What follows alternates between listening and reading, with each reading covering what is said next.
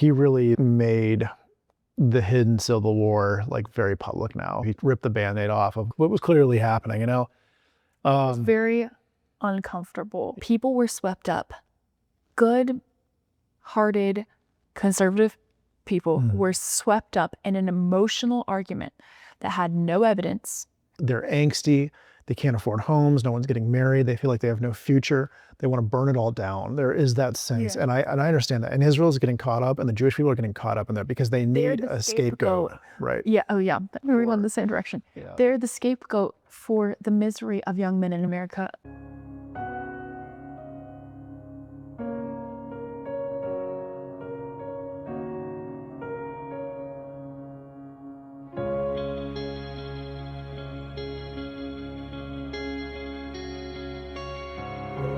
Hey guys, welcome back to With All Her Mind. We're joined again with my husband Chris, and we are in our friend's basement. Because we are in Colorado. We're in Colorado for the holidays. Chris is from here. Yep. Born and raised here, a mountain man. And we weren't planning on filming an episode, which is why the quality is not what it usually is. We're filming this on our iPhones. So our friends have graciously allowed us to invade their basement. You might hear them walking around a little bit. But the reason I was like, we need to film this pronto is because I was just right before Christmas at the Turning Point AmericaFest. And I used to go to the majority of their events before we had our son. And so the last AmericaFest that I was at was about 4 years ago. And things have changed drastically. And so I wanted to talk about some of those differences, some things that I'm excited about, some things that I'm concerned about. And I'm hoping that some of you who are watching will have your hearts changed if you're finding yourself sort of pulled into maybe an unhealthy direction with a group of other people in the conservative movement, because there's kind of a split that's been happening. So we just want to talk about some of those things. First, there's been a huge demographic shift at the Turning Point events, which was really interesting. There's good and bad to it. So, I mean, I think it's all good, but we'll get into that. When I would go to Turning Point events in the past, I was always one of the oldest people. And that was me 4 years ago. So I wasn't even in my 30s yet.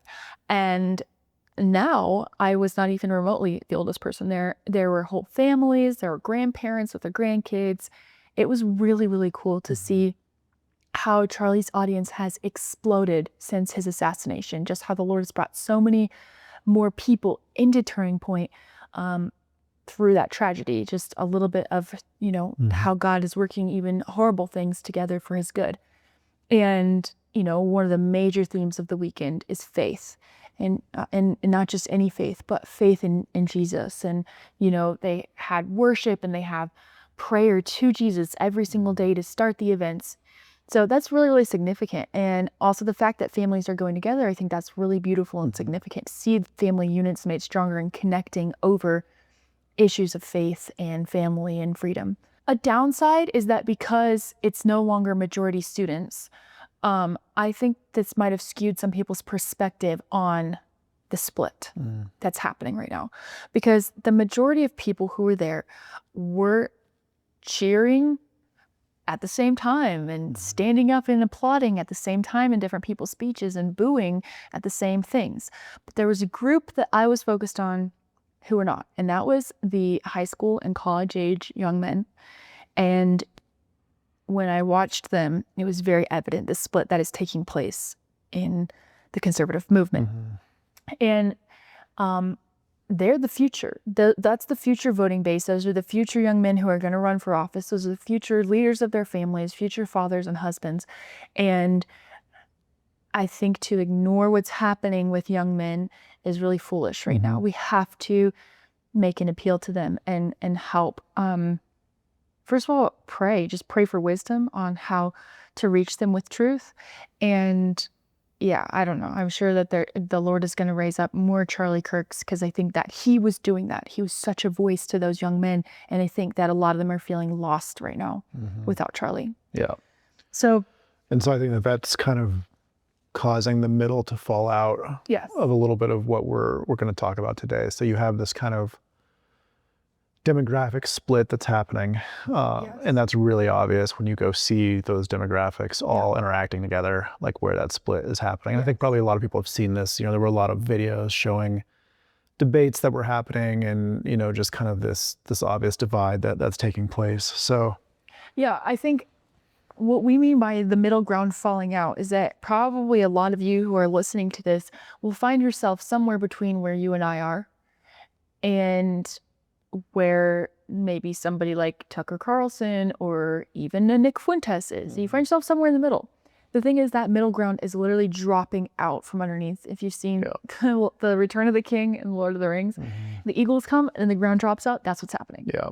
And we'll get more into what we mean by that in a minute. But I'm concerned with how evident the split was, because we've seen like the evidence of it online, but to get it together in a room full of people and to actually see it. And not just see it with who's standing and cheering and booing and all that, but then going into some of the spaces where people are like meeting and there's booths set up and things and media. Almost every single young man that I saw, I'm talking, maybe from 16 to 24 years old, they were a part of a group that are called Groypers, which are people who follow Nick Fuentes. And Nick Fuentes represents what we're going to call the woke right. And if you're not sure what the woke right is, this is not the episode for that, but you should look it up because it's concerning.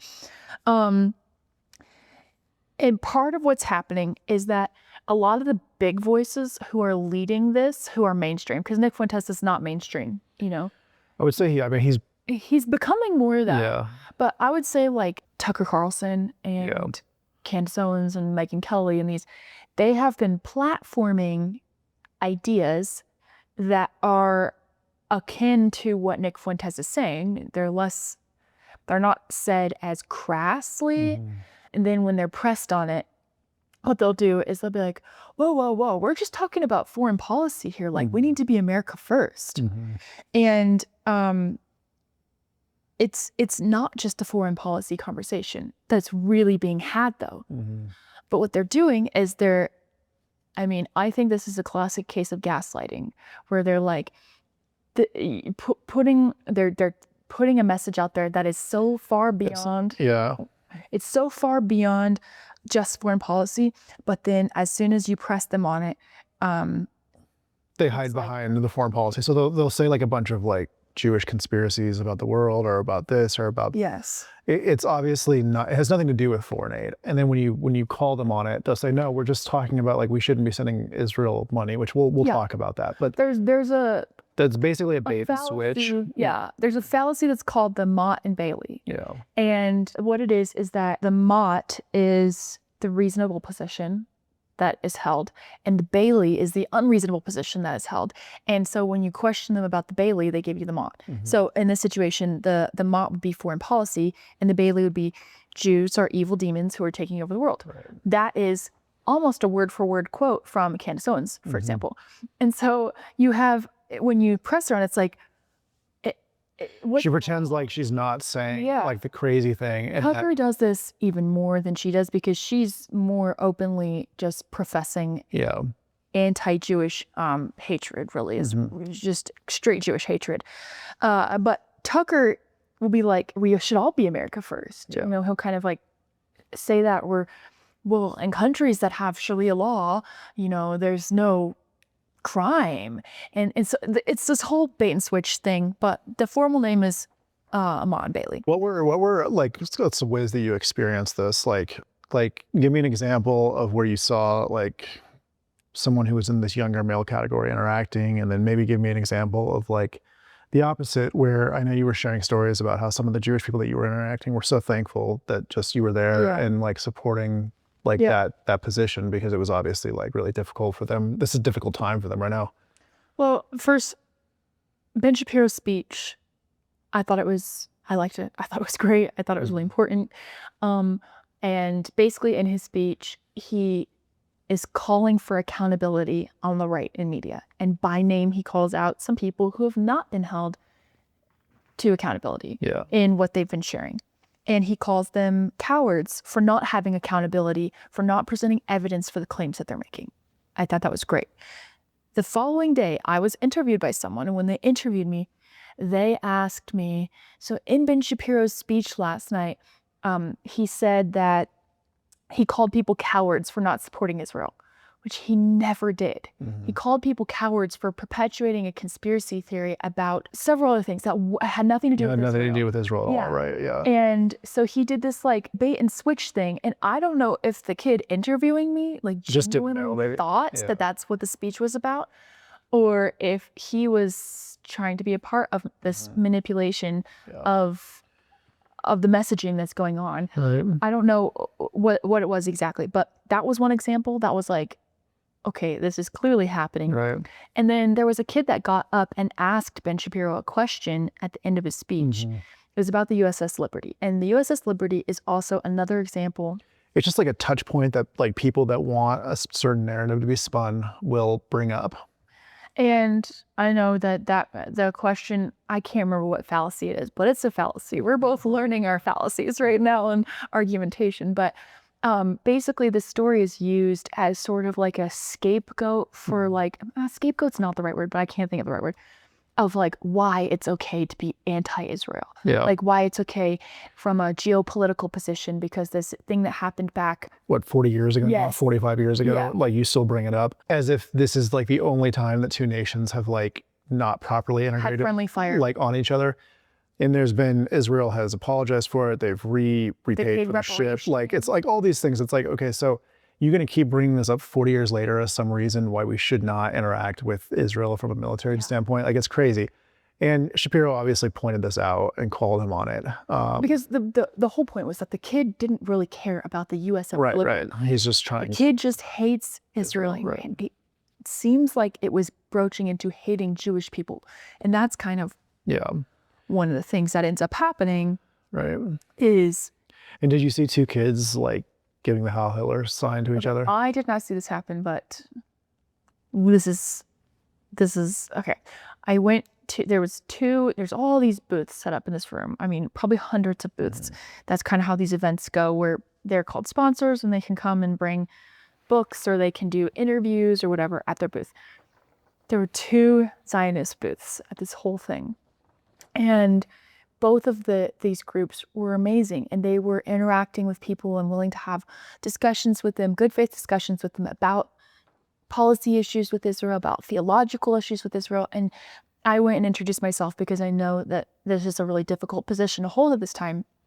And one of the groups, the grown men at the booth were almost in tears with gratitude because I came over as a non-Jewish Christian person and just said, like, yeah, you have a right to exist, and your life matters, and you have dignity, and you know, and just said that I was willing to, like, that I'm always going to stand with them.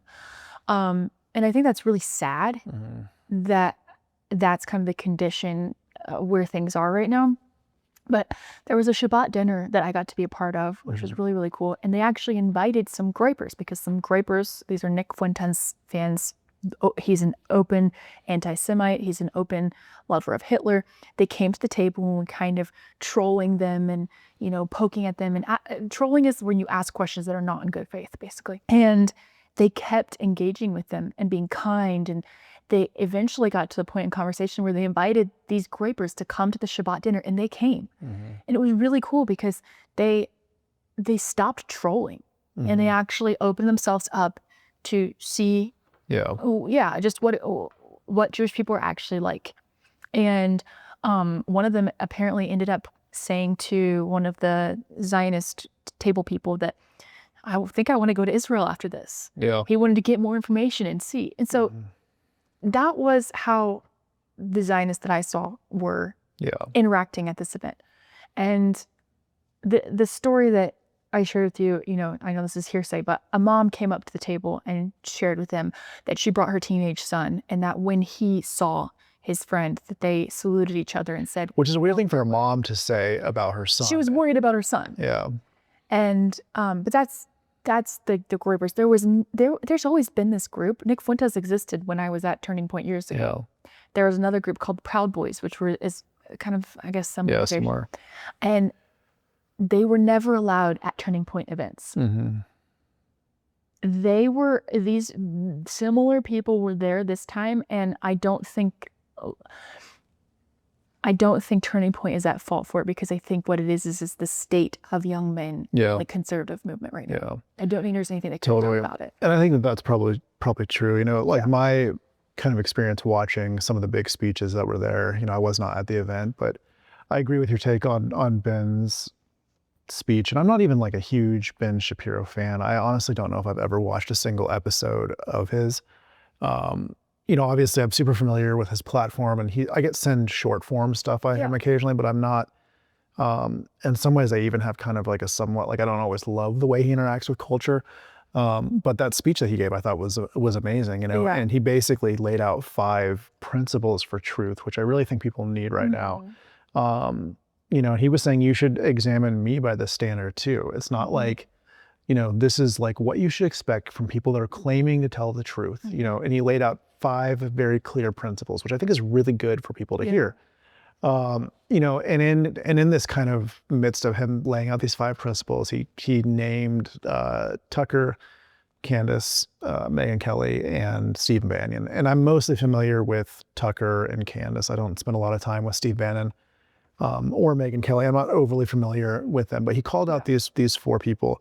You know, and I think that it was really, it's interesting to me that his was the first speech as well, right after Erica Kirk. He was the first one that came up, and he really like made the hidden Civil War like very public now. Like, so he kind of, you know, ripped the Band-Aid off of what was clearly happening, you know. It was very uncomfortable, I have to say, because I had just got there and I didn't know what the people around me thought. And so I'm like wanting to cheer, but I'm the kind of person where I don't want to make people around me uncomfortable also. But I also want to stand for truth. So I'm like, woo. What were people pretty like responsive to what he was saying? Yeah, eventually. I think in the beginning we were all trying to suss out each other, and we're all just kind of like looking What's around. going on? Is this okay? Like that I'm going to stand up right now and cheer. Again, the student, they keep the students sitting in one section. The student section, the young men, they were not cheering. They were the ones who were booing. And it's a small group. So older people who went to the event might be like, it's just a small group. Yeah. Again, we already said it, but that's the future. That's that's young men of America. Yeah. And I think that, you know, there was a really prominent voice in the 90s, William Buckley, who I think functioned in a very similar role as Shapiro did during the speech. And Buckley's whole thing was that he was super conservative, very right wing, but he saw this rising anti-Semitism on the right. And so he called this out. And, you know, I think really what Ben Shapiro was doing was kind of saying, like, guys, we have internal rot in our movement right now. And this internal rot is going to destroy the movement if we don't put up some clear like boundaries for this. And so it's not so much that things are off the table to talk about, but this is what you should demand if someone's going to say something, you know, and I think that that's really fair, evidence being one of them. And so, you know, it was a huge... It is, because everything else is just conjecture. It's just, you know, is this plausible? Is this, you know, it's all just like, it's literally, you know, we talk about this all the time, how easy it would be to spin some story based on nothing. Just by connecting random dots, you know, but you have no evidence for any of this. It's just like, you're just talking. I think a lot of us are not equipped to discern the difference between plausibility and evidence. Yeah. And that's a huge issue too, because plausibility is connecting real things that happened. So then your brain goes, that is evidence, but it's not evidence. Yeah. Because they may or may not connect that way. Yeah, totally. And it's the whole thing of causation. Yeah, just because something is possible, just because this is like, it's not impossible, doesn't mean it's what happened, you know? And so I think that there is a lot of this truth vacuum right now that is being monopolized by this kind of these plausibility arguments that are not based on any evidence, but it's just like, we know something's off, so we're going to just kind of throw this other theory out there, even though we have no evidence for it. And people are like, oh yeah, that makes plausible sense, you know? Can I share? I want to share a metaphor that might help people. Yeah. Back in the 1800s, people did not know where malaria came from, but people were getting malaria a lot. Yeah. And so what they were able to, you know, narrow it down to some things. And so there was a correlation between going down to creeks and eating watermelons that grew by the creek and getting malaria. And so one of my favorite book series in the world is Little House on the Prairie. And she talks about how they went down to the creek and got a watermelon. And so their neighbor told them, and then they all got malaria and they almost died. Their neighbor tells them, like, that's why you almost died, is because you ate a watermelon. Well, her dad walks back down to the creek after he recovers from malaria, gets another watermelon and brings it back up. And he's like, I'm eating this whole thing. This is not how I got malaria. Because there was a correlation between going down to the creek and getting a watermelon, people thought that watermelons caused malaria. Some people thought it. Now we know it's mosquitoes, which the mosquitoes are concentrated down by water, which is where watermelons grow. And so we have similar things happening where people like Candace Owens are going, see, watermelons cause malaria. And it's like, okay, it's plausible because we don't have anything else, but that's not evidence. Plausibility is not evidence. Right. The fact that somebody ate a watermelon and got malaria is not evidence that a watermelon causes malaria. Yeah. I thought that might help. No, that's a great analogy for that. So, you know, going back to the event, then, you know, Tucker gets up and he gives his speech, and you know, he responds, of course, to Shapiro, and then this kind of creates this mudslinging. And my perspective on Tucker during the speech is not so much like what he said about Shapiro and what he said about Israel and all this stuff. I don't really particularly care about that so much. What was very interesting to me was what he said about Islam.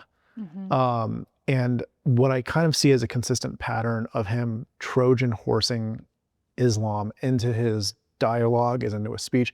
And he mentioned this like multiple times, of like, which is so crazy to me, that he's like up there condemning Shapiro for not being America first, while he's like, you know, just kind of rubber stamping. Being a mouthpiece for totally, which is so crazy.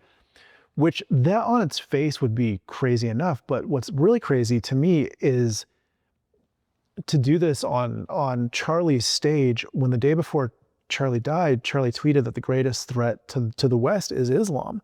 You know, and at some point we used to like really understand this. Like, it was really clear to us, as it should be, because Islam has been fighting Christianity with violence for the last 1,000 years. I mean, like literally since it began. Since it began, it really started picking up in the 900,000 AD. But since that time, for at least the last 1,000 years, we have been basically at open war with Islam. And now you look at Europe, what's happening, and it's just like really clear that like the problem is not because we send Israel $100 billion a year. It's way less than that, but that's what we sent the last 2 years. And so that is not even close to like what our real problem is right now. And so it's interesting to me that this was one of the main things that Tucker talked about at his speech, you know? And so, I don't know, you have this kind of open war that is now happening on the right. And I look at even what, you know, I'm kind of curious like where this is going to go, because, you know, when you saw Vance give his speech, he's trying to navigate this thing, and where he's not calling out either side. He thinks he's going to be able to hold this coalition together. And I think he's crazy to think that. Like, this is not going to be able to. It's wishful thinking. It's wishful thinking, you know. And rather than like, you know, take a sensible position, which is that like we can have a foreign policy discussion without all of this crazy stuff that goes along with it. Even that would be, I think, a reasonable thing for him to say. But he's not even saying that.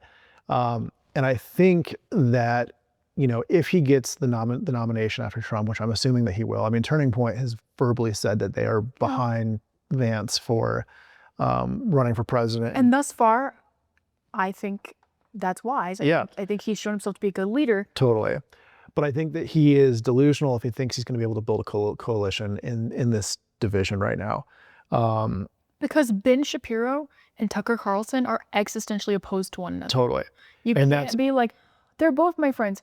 Yeah. If your friends want to kill each other, they can't both be your friend. Totally. And they both command still massive parts.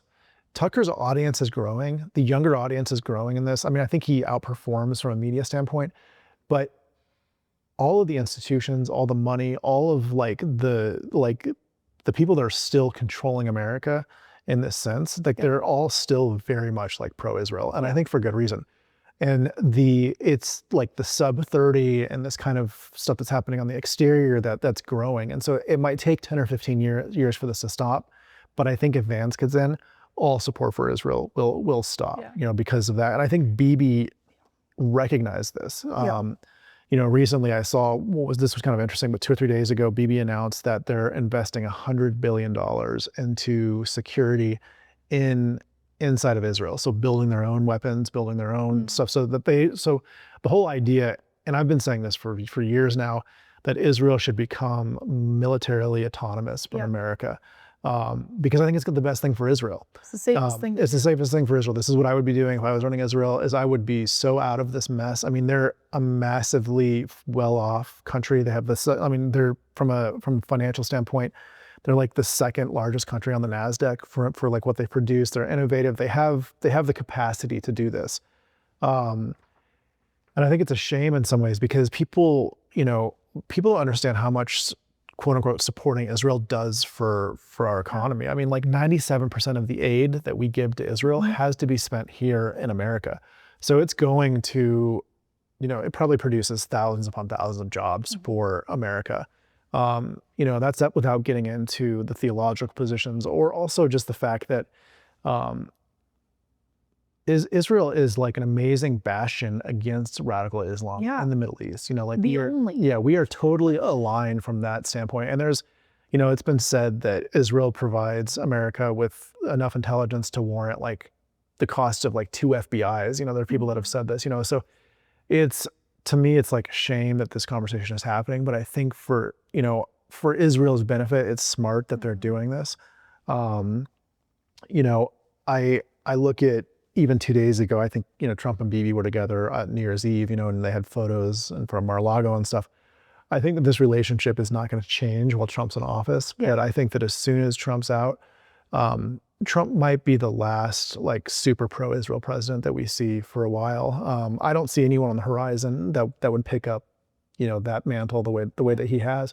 And so I think Israel is getting ready to respond to that. And I don't think that means that the Israel conversation is going to stop, because as we've talked about, I think that this is kind of a red herring. The policy discussion is a red herring to something much deeper that's happening in the nation. And it's totally crazy to me when someone says, I don't know, whatever it is, like the Jews are running the world, or like any number of these kind of conspiracy. Jews, actual demons. And then you call them on it and they're like, oh, we're just trying to have a policy discussion. Like, that's not a policy discussion. That's not actually what you're saying. No. And it would be helpful if you would stop like lying behind that, because that's essentially what you're doing, is you're pretending that that's like what everyone's upset about. That's not what everyone's upset about. It's totally reasonable that we have this discussion, but it's also crazy because, our entire foreign aid to all countries combined, which Israel is just a small part of that, is less than 1% of our GDP. Like, it does not make sense. And of that, less than 1%, it's like such a small amount that goes to Israel. Totally. It's 97% of it, you said, has to be spent here. And it also has to be spent on defensive weapons for Israel. So it's not like, if you're someone who's out like, oh, I'm so worried about the genocide in Gaza or whatever, that you might believe, it's not like we are giving weapons of offense to Israel. Like, we are giving defensive weapons. So it's all like Iron Dome stuff and stuff that they have to use to protect their like stuff coming into Israel. So it's not even like what we're giving them is being used for like offensive. It's just like, it's so bizarre that you would let this small issue divide the right. That's why, to me, it's very clear it's a spiritual issue. And there's something much deeper at play here than just like, oh, foreign. It would literally be like buying a house in Beverly. This is what I say: buying a house in Beverly Hills, buying a G-Wagon, and then complaining about a Starbucks purchase. Like, that's how much influence this discussion has on what America is spending its money on right now. So it makes no sense that it's being amplified like this unless there's something deeper at work. And the deeper at work thing was very obvious in the young men at AmericaFest, because even when they would engage in conversations, I didn't see any of these young men have a conversation about foreign aid and leave it at foreign aid. They would talk about foreign aid and then they would go into, well, have you read in the Talmud and blah, blah. Totally. It would always go into something else. There's something similar that happens in the abortion discussion where people will say, well, what about rape and incest? There should be an exception to rape and incest. And I go, okay, what if I give you that? Right. Then are you okay with me putting limits at, here or here? Well, no, a woman should be able to have an abortion all 9 months. Well, then why do you bring up rape and incest? Right. Well, these arguments, these little arguments are used in order to push a much bigger thing, right? And I think that the other thing when you're talking about Vance is that these young men are very revolutionary. They're very revolutionary. Which I understand. Like we are at a major turning point. I didn't mean to use that, but we are at a major turning point in our nation right now for a lot of things, And so I understand why they're angsty. They can't afford homes. No one's getting married. They feel like they have no future. They want to burn it all down. There is that sense. And I understand that. And Israel is getting caught up and the Jewish people are getting caught up in there because they need a scapegoat. Right. Yeah. Oh yeah. We're going in the same direction. Yeah. They're the scapegoat for the misery of young men in America. And the misery that is happening in young men in America, like you said, is real. Right. And us in the older generations, we need to recognize that. And we don't need to just push that away and pretend that doesn't exist. Yes. Yeah. People need to be said, it is hard. Yeah. It is hard to find a good wife right now. It is hard to get a home right now. But to push through and how to push through. Right. Also, which was Charlie's big thing, was he was open how much he despised this way of blaming others for the things that you're going through and not taking accountability for your life and all these things, we don't have to go into that. But I also thought it was interesting. So Doug Wilson and Steve Deace spoke as well on Israel. So they actually had a panel, and Doug was there for this. And Doug Wilson's a pretty controversial figure. And so, what was your take on that? So, what was really interesting, first of all, the way that they put it in the agenda for the day was Israel debate, Doug Wilson, Steve Deace. So I was like, who is on which side? Yeah. Okay, so they were both on the same side. And what it was is that they were inviting these young men to come and debate them at the hot mic. So what was really interesting is that neither Steve nor Doug are spiritual Zionists. They're not theologically Zionists. So they believe that the church has replaced Israel. They replaced in theology. But they were arguing for a geopolitical Zionism, which is that it logically makes sense to support the state of Israel. And I thought, okay, I'm spiritually and politically a Zionist, but I still thought this was wise because I thought, okay, this is kind of meeting. You're just taking one thing you have to defend off the table. Yes. Yeah. It met them in the middle. And what they both called out unapologetically is they said, what we see happening today is Jew hatred. It's not just, we don't want to support the state of Israel. It always, I don't want to say always, but almost always devolves into full out hatred of Jewish people. And that's what they were calling out. And so young men came up and of course are kind of debating back and forth with them. And unfortunately, I don't think that they got through to these guys because they're so angry. Yeah. You always see that. Even that guy that asked Ben Shapiro that question about the USS Liberty, you could hear the emotion in his voice. There's something else that's happening. It's not just these are not clear-headed discussions. We're calm. We're just talking about okay, we get this out of our relationship with Israel. It costs us this. Is this worth it? There's it's not, none of this is happening, Because what's really interesting, it's kind of like the reverse of reality is the inverse of reality is what they think is happening. Yeah. They think that people who support Israel are only doing it because they are under mind control of Jews. Right. They're being controlled. And they think that there's a spiritual deception on people who support Israel. Oh, really what's going on is there's a spiritual deception on people who hate Jews. Totally. There's a spiritual deception that's taking place. There was a young woman, I was just walking and I heard two young women debating each other about supporting the Jewish people. And they were having a theological discussion.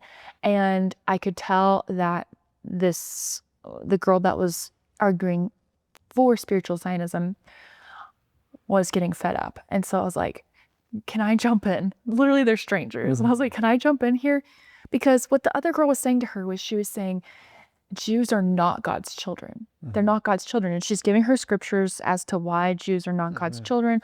You have to come in by the spirit of adoption, blah, blah, blah. And she's going all these things about what makes you have to believe in Jesus. It's basically her bottom point if you want to be a child of God.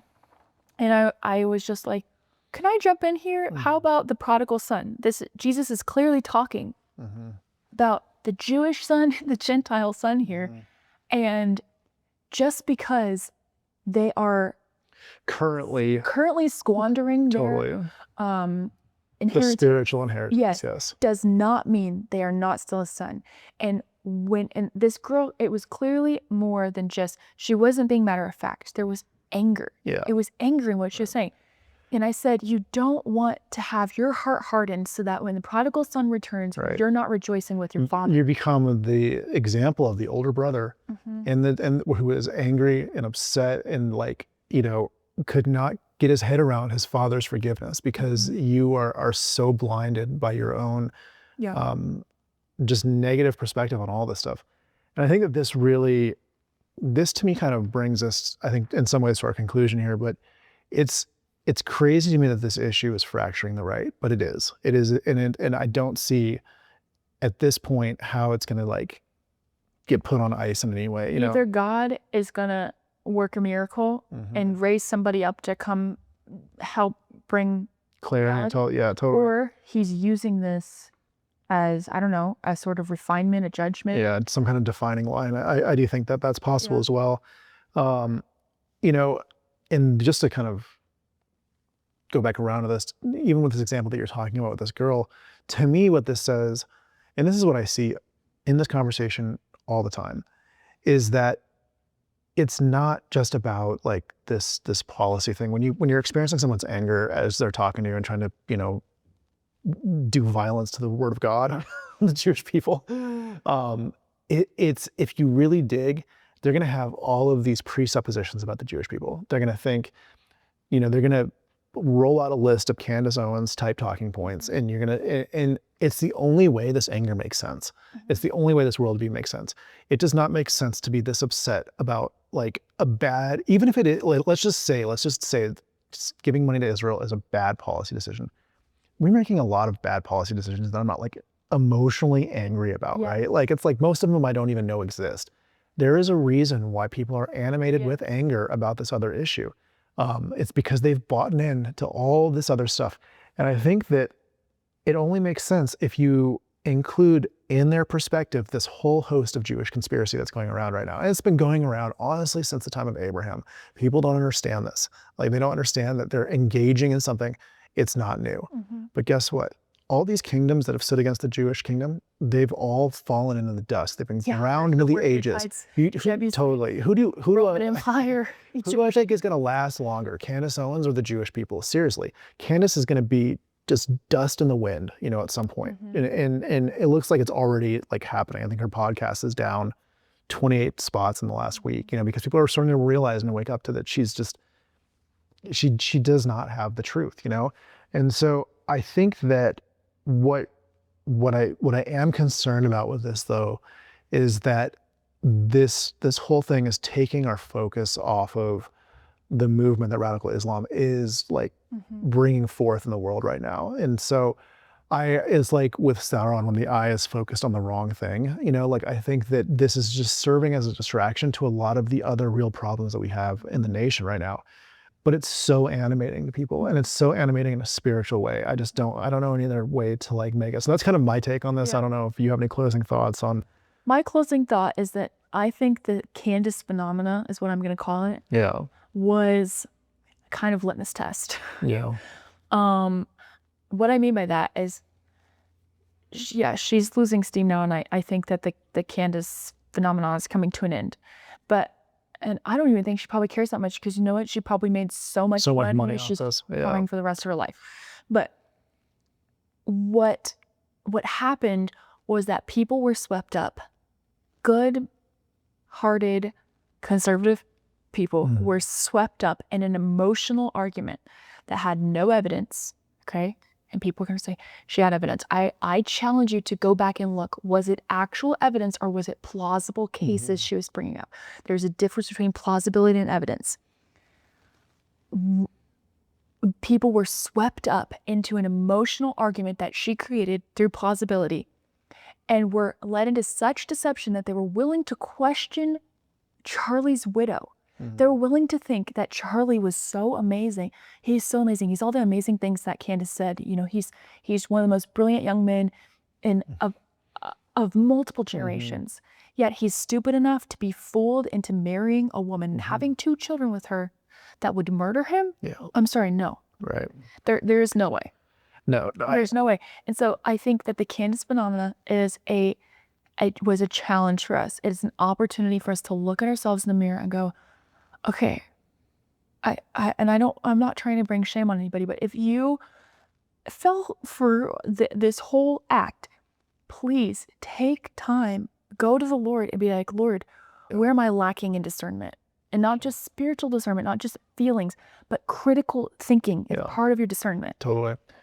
Alex Jones publicly came out a couple days ago and just lost it on Candace. And I'm like, if Alex Jones has come out and said that you've gone off of the range, like, it's like maybe time to take an account, and he's pointing out a bunch of right stuff that, we've been saying for months now, which is that Candace was doxing conservatives in 2016. Like, this is kind of like who she is. Like, she's never been conservative. I'm sorry.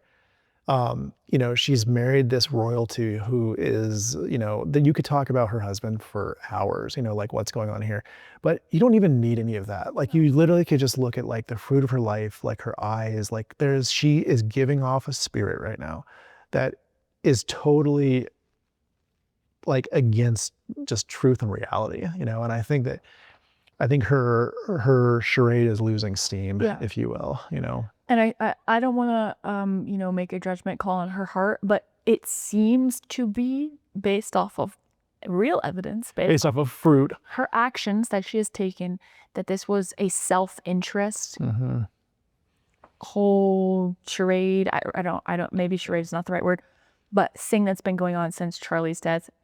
I mean, if you're still questioning us, simply do a YouTube search of Candace Owens contradicting herself. Watch the compilations. And see for yourself. This has not been like a consistent good faith, like, totally. No. And this might have even been a test from the Lord for people before there's a bigger deception. Sure. Because there's always going to be people coming in trying to going, deceive. And we want to stand firm, having done all, to remain standing, in truth. And Candace, if those who bought into what she was saying, hook, line, and sinker, what ended up happening is that means you turned against a widow and her children who have been essentially orphaned. And what scripture says about how to treat a widow and orphans for sure is very, very, it's jarring. And so Candace's call to action, in a sense, is causing you to have to turn against scriptural truths that we're supposed to be standing for. We're supposed to stand with the widow. We're supposed to mourn with those who mourn.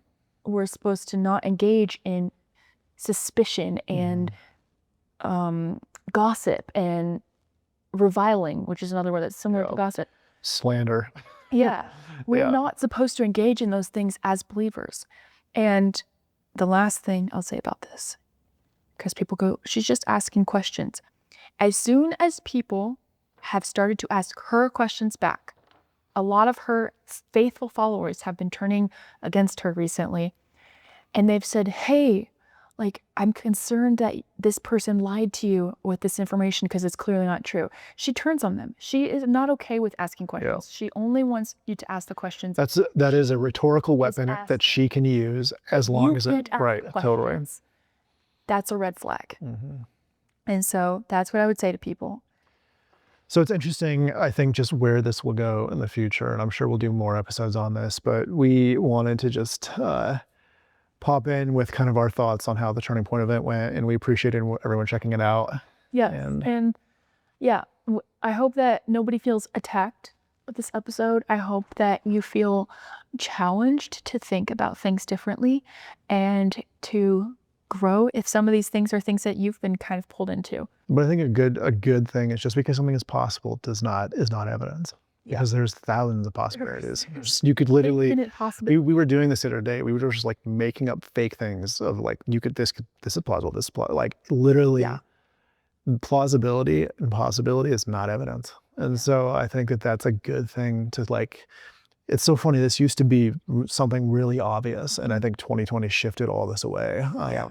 And in this kind of truth vacuum, there's a lot of things that have come in that are just different deceptions than what people were in before COVID. So anyways, thank you guys so much for checking it out. Real quick before we close, I just want to pray. Lord, I just ask that you would let your truth reign in everybody who's listening to this episode, Lord, that including Chris and I, areas of deception that we're walking in, areas that we need to have better discernment. We just ask that your Holy Spirit would bring conviction and transformation to our lives in Jesus' name. Amen. Amen. Thanks so much for watching, guys.